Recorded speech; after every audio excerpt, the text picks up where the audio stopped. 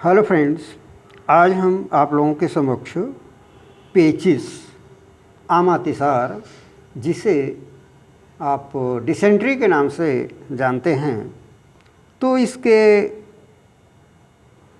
कारण, लक्षण और उपचार के बारे में चर्चा करेंगे।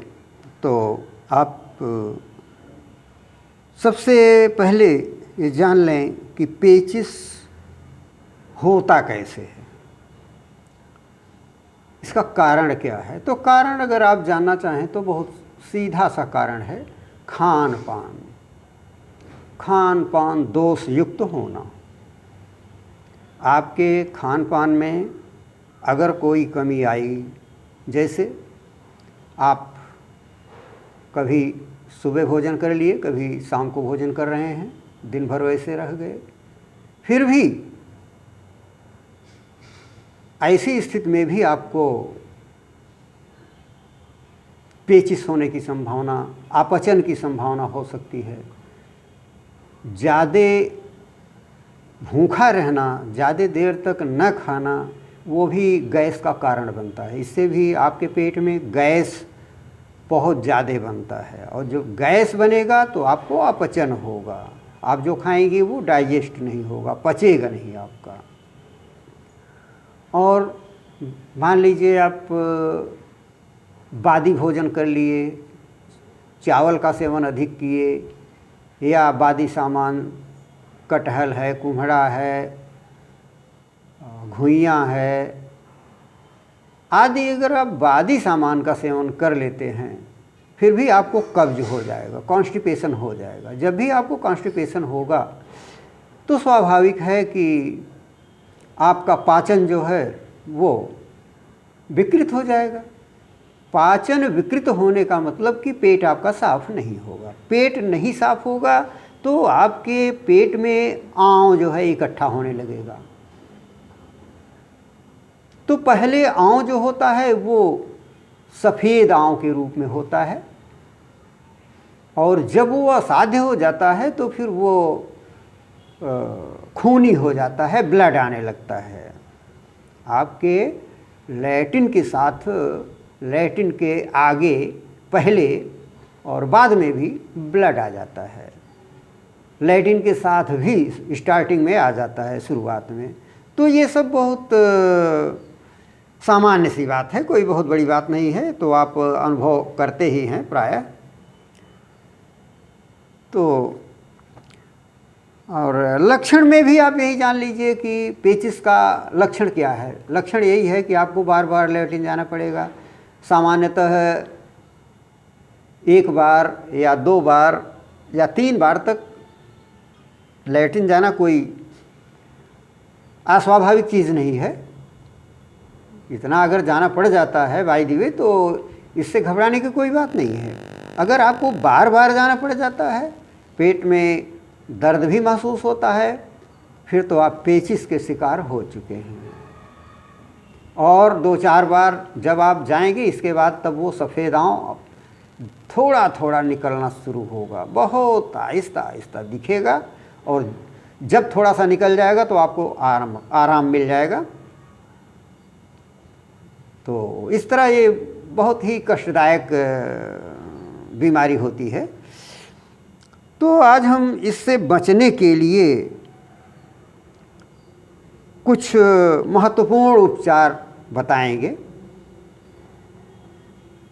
जैसे आज हमने एक रेमेडी बहुत उत्तम चुना है, जो कि हम आप लोगों के सामने प्रस्तुत कर रहे हैं।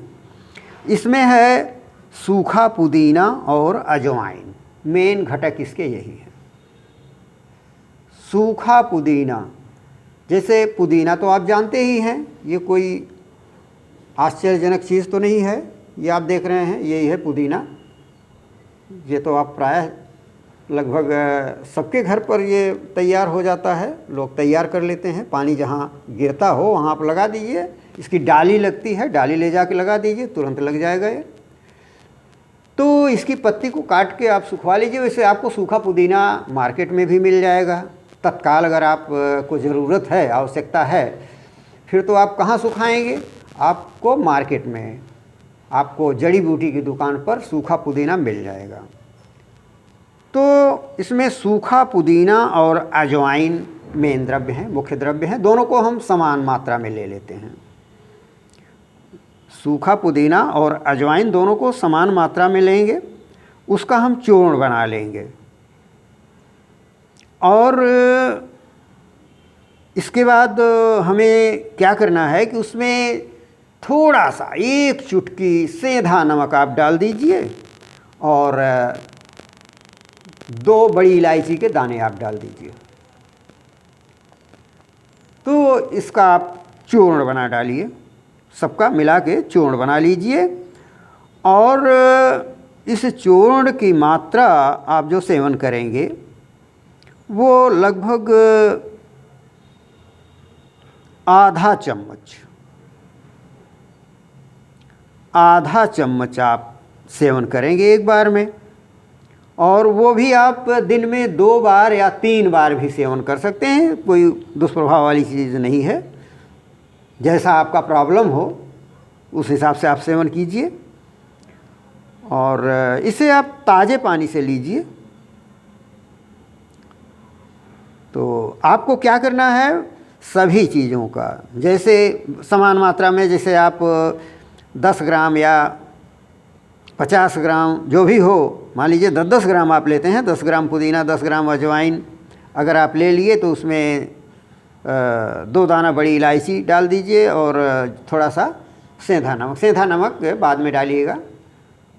इलायची के दाने को उसमें डाल के आप पाउडर बना लीजिए और उसमें थोड़ा सा सेंधा नमक आप डाल दीजिए और सब इकट्ठे मिला के उसमें से लगभग आधा चम्मच मिश्री पाउडर के साथ, जैसे आधा चम्मच आप उसमें से पाउडर लिए हैं, चूर्ण लिए हैं, तो उसमें आधा चम्मच आप मिश्री पाउडर मिला दीजिए, समान भाग। इसके बाद आप दिन में 2 बार 3 बार 4 बार तक सेवन कर सकते हैं, जैसे ही आपकी समस्या हो उस हिसाब से आप सेवन कीजिए। और हाँ, मात्रा जो है वो अवस्था और बल के अनुसार लेना चाहिए, ये भी आप ध्यान दीजिएगा। तो इस तरह अगर आप इसका सेवन करते हैं तो ये चमत्कारिक प्रभाव अपना दिखाएगा। तो अब हमारा अगला जो नुस्खा है, अगली रेमेडी जो हम आपको देना चाहते हैं वो है, इसमें अनारदाना, धनिया और सौंफ, 3 चीज़ें, अनारदाना, धनिया और सौंफ। ये आप देख रहे हैं ना, ये आप देख रहे हैं, ये देखिए, ये देखिए, ये सौंफ है, देख रहे हैं, सौंफ, यही सौंफ है। तो इसमें समान मात्रा में सबको लेना है आपको, धनिया,